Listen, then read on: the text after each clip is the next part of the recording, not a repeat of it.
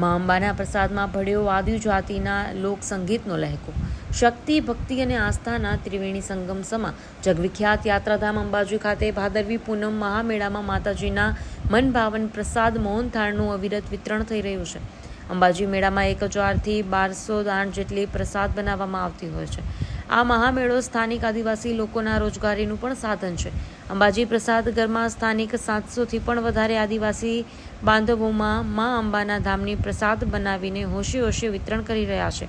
સતત ચાલતી આ પ્રસાદ બનાવવાની પ્રક્રિયા વચ્ચે આદિવાસી બાંધવોમાં અનેરો ઉત્સાહ દેખાઈ રહ્યો છે. આદિવાસી લોકબોલીમાં ગવાતા માતાજીના લોકગીતો ગાઈને મા અંબાની સેવા સાથે ભક્તિમાં જોડાયા છે.